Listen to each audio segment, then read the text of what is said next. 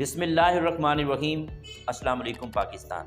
ناظرین، آپ دیکھ رہے ہیں آواز بہاولپور نیوز چینل اور میں ہوں آپ کا میزبان احمد محمود۔ ناظرین، جیسا کہ آپ سب جانتے ہیں کہ ہم آپ لوگوں کے لیے آج کی شخصیت پروگرام لے کر آیا کرتے ہیں۔ آج میں تحصیل لیاقت پور میں موجود ہوں۔ آج میں آپ کو جس شخصیت کا تعارف کروانے جا رہا ہوں، آپ کسی تعارف کے محتاج نہیں ہیں۔ سینئر قانون دان میرے ساتھ موجود ہیں، تو آج ہم ان سے بات کریں گے ڈیولپمنٹ کے حوالے سے، بار کی مسائل کے حوالے سے۔ میرے ساتھ موجود ہے جام بشیر احمد زاہد، ایڈووکیٹ ہائی کورٹ۔ تو آج ہم ان سے بات کریں گے، آپ نے ابتدائی تعلیم کہاں سے حاصل کی، وکیل بننے کا شوق کیسے پیدا ہوا، اور سیاست کو آپ کیسے دیکھتے ہیں، لیاقت پور میں کیا ڈیولپمنٹ ہو رہی ہے۔ آئیے سینئر قانون دان سے بات کرتے ہیں۔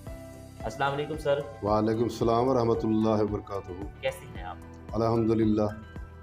جناب، اگر ہم تعلیم کے حوالے سے بات کریں تو دنیا کے اندر جتنے لوگوں نے کامیابی حاصل کی ہے تعلیم کی وجہ سے کی ہے، تو آپ نے اپنی ابتدائی تعلیم کہاں سے حاصل کی؟ آپ کا تعلیمی سلسلہ کیسا رہا؟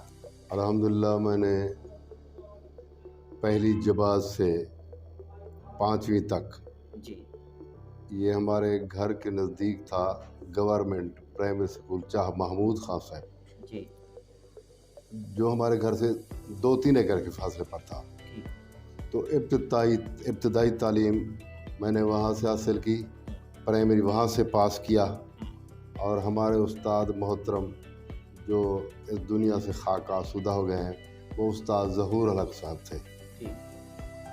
اس کے بعد پھر الہ آباد ہائی اسکول میں داخلہ لیا 6ٹھی جماعت میں۔ میرے دادا جان حاجی حضور بھائی صاحب وہ مجھے لے گئے، انہوں نے میرا داخلہ دلوایا 6ٹھی جماعت میں۔ میٹرک میں نے وہاں سے الہ آباد سے پاس کیا۔ میٹرک کے بعد پھر میرے دادا جان مجھے لے گئے ایسی کالج بہاولپور، تو انہوں نے وہاں مجھے داخلہ دلوایا، انٹر میں نے وہاں سے پاس کیا۔ اس کے بعد میرا شوق ہو گیا کہ میں کراچی جانا چاہتا ہوں، تو اس وقت جو شہنشاہ چانڈیا صاحب ڈی ایس پی ہیں، ان کی چچی تھی مجیدہ بی بی، وہ مجھے وہاں لے گئی کراچی میں۔ وہاں سے میں نے گریجویشن کیا۔ اس کے بعد پھر میرے شوق تھا کہ میری کوئی سرکاری نوکری ہو جائے۔ پھر میں حضرت خواجہ تاج محمد عرف کالا سنگھ، جو کہ خواجہ غلام محمد قریجہ عرف رانجھر سنگھ اور قطب سنگھ ان کے والد تھے، وہ بہت ہی مجھ سے محبت کرتے تھے، شفقت کرتے تھے۔ تو انہوں نے کہا آپ کو تحصیلدار بھرتی کراتے ہیں، کیونکہ خواجہ جمال محمد صاحب اس وقت ایم این اے تھے۔ تو انہوں نے بھیجا، میں اسلام آباد چلا گیا، خواجہ جمال محمد قریجہ کے پاس گئے۔ پھر وہ مجھے لے گئے مخدوم سید حمید الدین حاکم، جو مخدوم شاہ صاحب کے والد تھے، تو وہ مجھے بھٹو صاحب کے پاس لے گئے اور مجھے انہیں تحصیلدار ڈائریکٹ بھرتی کرایا۔ 27 جون سن 1977 کو میرے آرڈر ہوئے اور 5 جولائی سن 77 کو مارشل لا گیا اور شعبے کی سمے واپس آ گیا۔ اس کے بعد بزرگان نے مشورہ دیا اور حضرت خواجہ تاج محمد قریجہ عرف کالا سے نے فرمایا کہ آپ ایسے کریں، آپ وکالت شروع کر دیں۔ تو اس کے بعد میں نے وکالت کا امتحان پاس کیا، پھر آپ کے پاس بیٹھا ہوں۔ لیکن صحیح الحمدللہ وکیل جو ہے یہ ایک باوقار شخصیت بھی ہے۔ میں سوال ایڈ کروں گا کہ ایک اچھے وکیل میں کیا خصوصیات ہونی چاہیے؟ اچھے وکیل میں یہ خصوصیت ہونی چاہیے کہ وہ محنتی ہو، دیانتدار ہو، صوم صلات کا پابند ہو، اپنے قرآن پاک سے مدد لینا چاہے۔ اس کے بعد قرآن پاک جو ہے یہ، کیونکہ یہ نصحیات ہے، یہ نسخہ کیمیا ہے، اس کے بغیر کوئی بھی قانون جو ہے نا، اس کے سامنے کچھ بھی نہیں ہے۔ تو وکیل کو چاہیے کہ وہ زیادہ سے زیادہ محنت بھی کرے، ڈیڈ آنیسٹ بھی ہو، اور صحیح مقدمات جو ہیں وہ اس کو جو ہے نا اس کو وہ لینے چاہیے مقدمات جو اصل ہوں۔ یہ کیونکہ یہ انگریزوں کا قانون ہے، فرسودہ قانون ہے۔ ایک دفعہ آقا کریم نے فرمایا کہ ایک وقت ایسا آئے گا کہ عدالتیں اور حکومتیں علیحدہ ہوں گی اور میرا دین علیحدہ ہو جائے گا. اس پر آپ نے جو ہے اس کو قرآن پاک کو آپ نے نہیں چھوڑنا, اللہ محبوب کے جو فرمان ہے اس کو آپ نے نہیں چھوڑنا. لیکن افسوس کہ ہم نے اس کو چھوڑ دیا ہے. ایک انسان کا بنا ہے قانون, ان الانسان ظلوما جہولا, انسان جو ہے وہ ظالم بھی ہے اور جہل بھی ہے. اس کو انہوں نے چھوڑ دیا ہے. پوری کتابیں, تمام روئے زمین کی کتابیں, قرآن مجید جو ہے اللہ کی کتاب جو ہے اس کا مقابلہ نہیں کر سکتی. یہ ضابطہ حیات بھی ہے, نسخہ کیمیا بھی ہے, اس میں عدل بھی ہے, اس میں انصاف بھی ہے. تا قیامت تک جو ہے اس سے ہمیں مدد لینی چاہیے. میں اپنے دوستوں سے بھی گزارش کروں گا کہ وہ وکالت بھی کریں, دیانت داری سے کریں اور محنت بھی کریں اور اس باوقار پیشے کو بدنام ہونے سے بچائیں. ٹھیک ہے سر, بار اور بینچ کے تعلق کو مزید کیسے بہتر کیا جا سکتا ہے؟ ایز اے سینئر قانون دان آپ کیا کہیں گے؟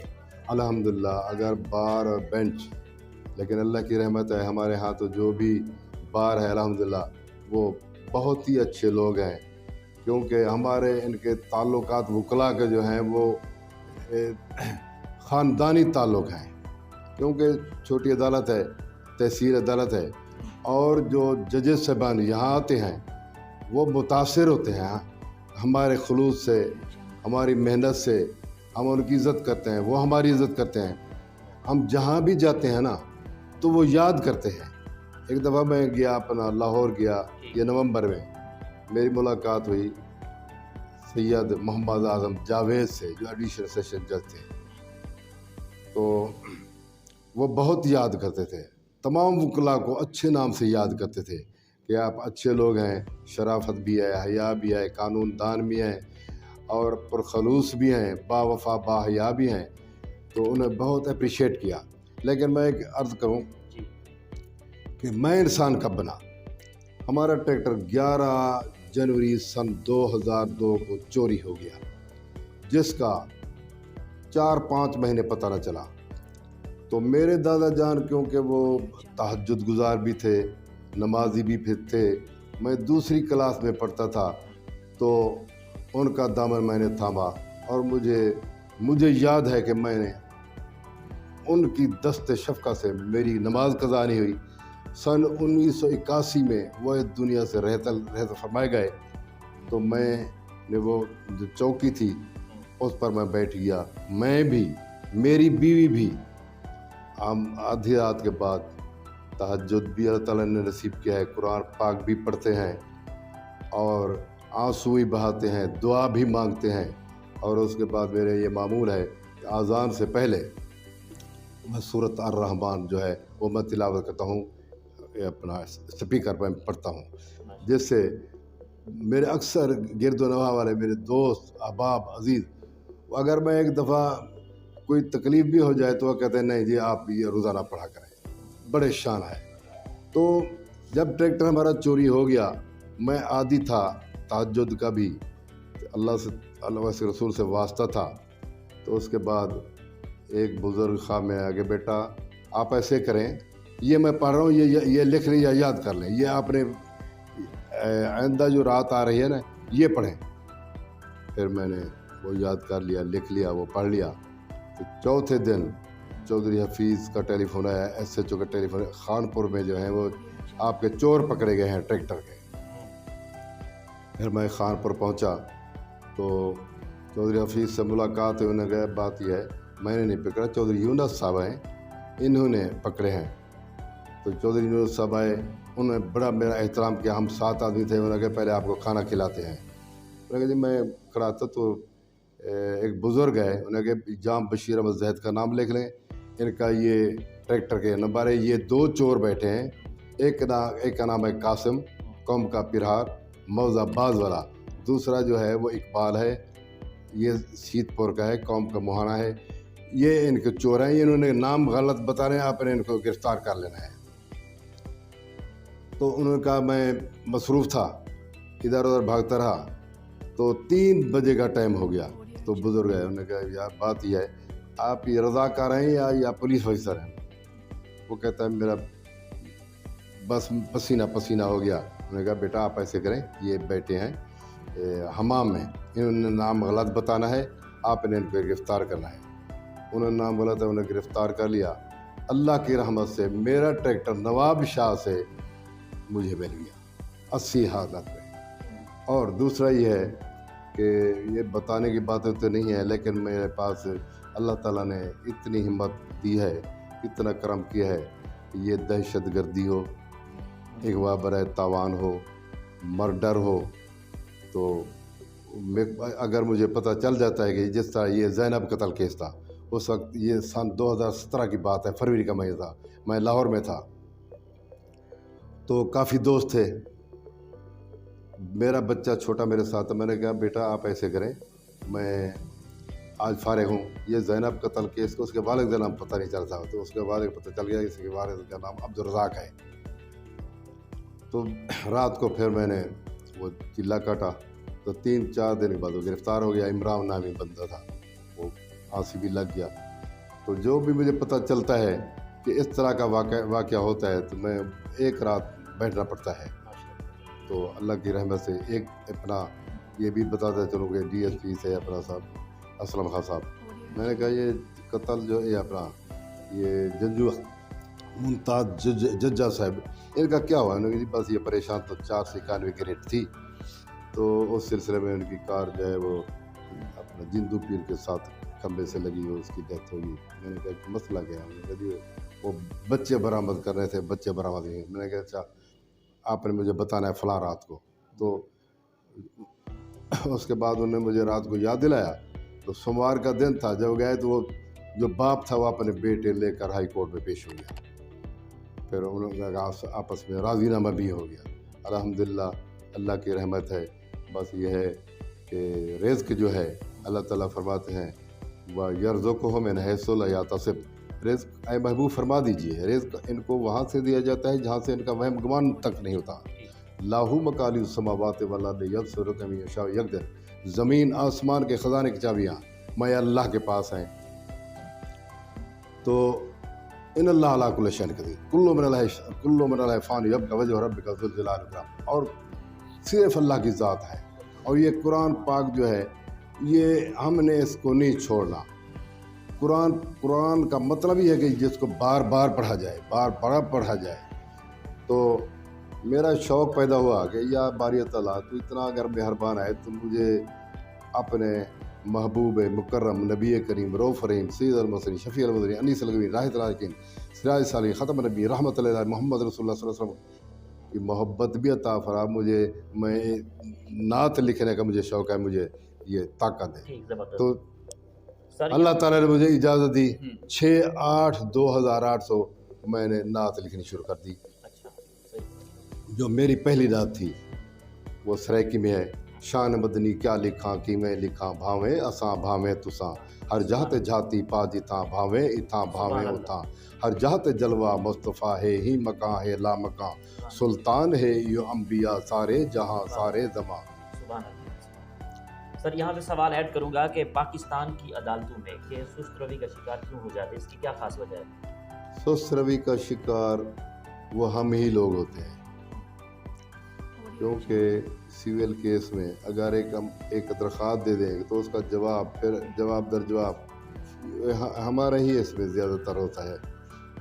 ایک وکیل معاشرے کی اصلاح کے لیے کیا کردار ادا کر سکتا ہے؟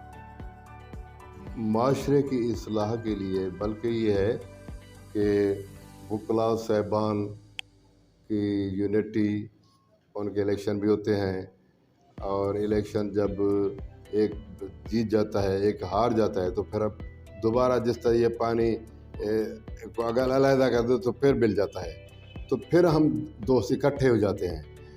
تو یہ ہے کہ سیاستدان بھی بلکہ ہم سے ہی سیکھتے ہیں. یار وکلاء صاحبان ہیں، یہ الیکشن بھی لڑتے ہیں، یہ ان کا الیکشن بھی زبردست ہوتا ہے، لیکن جو جیت جاتا ہے پھر یہ ایک ہو جاتے ہیں. تو بلکہ ہمارا یہ ہے، یہ ایک ریکارڈ ہے، تمام جو بار اسیشنز ہیں ان کا ریکارڈ ہے. جو بھی کامیاب ہو جاتا ہے یا جو بھی ہار جاتا ہے پھر ہم بھائی چارے کی فضا کو قائم رکھتے ہیں، ہمارا کوئی پھر اختلاف نہیں ہوتا۔ سر لیاقت پور کو ضلع بنوانے کے لیے وکلا برادری کیا کردار ادا کرتی ہے؟ سر لیاقت پور کو ضلع بنانے کے لیے اگر ان حصول انصاف کو مد نظر رکھا جائے تو بہاولپور ڈویژن کی 2 تحصیلیں ہیں، حاصل پور اور لیاقت پور۔ لیاقت پور سے رحیم یار خان 100 کلومیٹر اور لیاقت پور سے بہاولپور بھی 100 کلومیٹر، جبکہ لیاقت پور تحصیل گنجان آبادی بھی ہے، اور فاصلے کے لحاظ سے، آبادی کے لحاظ سے اور تمام زرعی وسائل کے لحاظ سے اس کو ضلع بننا چاہیے۔ سر لیاقت پور کے سیاستدان لیاقت پور کی ڈیولپمنٹ کے لیے کیا کردار ادا کرتے ہیں؟ ماشاءاللہ لیاقت پور کے سیاستدان ماشاءاللہ بہت اچھے ہیں، باضمیر ہیں، محنتی ہیں، جفا کش ہیں، دیانتدار ہیں، صاحب حیا ہیں، صاحب وفا ہیں۔ تو جو بھی اقتدار میں آتا ہے کم از کم میں تو ان سے کبھی خالی واپس نہیں آیا، کیونکہ پہلے میں نے یہ اب کی بات ہے، پہلے جو میری سڑک ہے لیاقت پور سے یہ ٹانوری والا رستہ، یہ 3 کلومیٹر ریس مشتاق کا مسمر مغفور نے دی تھی، اور 7 کلومیٹر میٹل، حالانکہ یہاں کھنڈرات تھے تو حضرت خواجہ تاج محمد عرف کالا سے کے فرزند ارجمند نور چشم حضرت رانجھن سے نے مجھے دی اور کسی کو نہیں دی۔ تو میں تو یہ سمجھتا ہوں کہ یہ میری خوش قسمتی ہے کہ ہم جس کے پاس بھی جاتے ہیں وہ ہمیں خالی نہیں لوٹاتے۔ اب کی بات ہے سڑک جو ہے یہ نہ ہونے کے برابر تھی، جگہ جگہ ٹوٹی پھوٹی تھی، تو میں نے حضرت مخدوم مبین صاحب سے عرض کیا کہ یہ مہربانی کریں یہ ہمیں سڑک بنوا دیں۔ مگر جام صاحب جب انشاءاللہ پہلی ترجیح ہے میں سڑک بنواؤں گا، تو انہوں نے 2-3 مہینہ ہو گئے، انہوں نے افتتاح کیا ہے 18 کلومیٹر کارپیٹڈ، جو سانگلہ سے باراستہ بستی برا لیاقت پور کو آتی ہے، تو انہوں نے وہ کام شروع کر دیا ہے۔ اللہ تعالیٰ ان کو جزائے خیر عطا فرمائے، کیوں کہ یہ صدقہ جاریہ بھی ہے، اور یہ ان کی محنت، ان کی محبت، ان کی شفقت، ان کا ہم پر دست راس ہے ہمارے، ہم نے ان کو بھیجا، ہم اس لیے تو بنتے ہیں، آپ حکم کریں، آگے ہم نے لڑنا ہے۔ اگر ہم آپ کے پاس آتے ہیں تو ایسے تو نہیں آتے، آپ ہمیں اگر منتخب کرتے ہیں تو آپ کا حق ہے، یہ ہمارا احسان نہیں ہے، میں ان کا شکر گزار ہوں۔ سر لیاقت پور تحصیل بار میں وکلا کے کیا مسائل ہیں جن پہ آپ کا فوکس ہو کہ ان کو حل ہونا چاہیے؟ سب سے پہلے یہ لیاقت پور کے مسائل یہ ہیں کہ لیاقت پور کے وکلا صاحبان اکثر جو ہیں وہ گرد و نواح سے آتے ہیں، کوئی 20 میل سے، کوئی 30 میل سے، کوئی 40 کلومیٹر سے، ان کا کوئی یہاں گھر نہیں ہے، تو نہ وہ افورڈ کر سکتے ہیں کرائے کا مکان۔ تو اولین ترجیح ہے کہ یہاں لیاقت پور بار کالونی جو ہے یہ انتہائی ضروری ہے، تاکہ یہ تمام دوست اکٹھے رہ سکیں۔ ان کا بچوں کا مسئلہ ہوتا ہے، ان کا بیماری کا مسئلہ ہوتا ہے، سواری کا مسئلہ ہوتا ہے، تمام مسائل ہوتے ہیں، وہ بیچارہ 2-3 گھنٹے تو آنے جانے میں ضائع کر دیتا ہے۔ تو اس لیے ان کے لیے بار کالونی جو ہے نا لیاقت پور بار اسٹیشن کے لیے بہت ہی ضروری ہے، کیونکہ یہ پسماندہ علاقہ ہے، روہی ساتھ ہے، ویسے تو زرخیز ہے، زرعی علاقہ، زرعی زمینیں ہیں، لیکن ناانصافی ہے، کیونکہ کسان جو ہے وہ بھی بیچارہ مجبور ہے، ہر وکیل جو ہے کچھ نہ کچھ ان کا رقبہ ضرور ہوتا ہے۔ اچھا، تو اب یہ کھاد کی قلت، ان کے لیے کوئی فیسلٹیز نہیں ہیں، کیونکہ ہم بھی کسان بھی ہیں، کیونکہ رزق حلال اگر کمانا ہے تو پھر کسان بھی بننا پڑتا ہے، خود کو بھی استعمال کرنا پڑتا ہے، جتنا بھی رقبہ ہوتا ہے اس کو کاشت کرنا ہوتا ہے، کیونکہ یہ رزق حلال ہے۔ ٹھیک ہے سر، آخر میں سننے والوں کو، دیکھنے والوں کو، وکلا برادری کو آپ کا کیا میسیج ہے ایسا قانون دار؟ الحمدللہ میں سب سے پہلے یہ کہوں گا کہ اگر وکیل ہے یا کوئی جج ہے، پہلے یہ ہے کہ ان کو چاہیے کہ اللہ اور اللہ کے رسول کے احکامات کی تکمیل کرے، नमाज, रोज़ा, हज, ज़कात और सच बोले, सच बोले, सच बोले, सच में सब कुछ है। ठीक, बहुत शुक्रिया, thank you very much. Very very thanks. जी तो नाज़रीन, आपने आज की शख्सियत प्रोग्राम सुना। जाम बशीर अहमद ज़ाहिद एडवोकेट के साथ हम मौजूद थे। हमने डेवलपमेंट के हवाले से बात की, आपके कानून के हवाले से बात की। एक नए प्रोग्राम में मुलाकात होगी, तब तक अल्लाह हाफ़िज़, अल्लाह निगहबान, पाकिस्तान ज़िंदाबाद।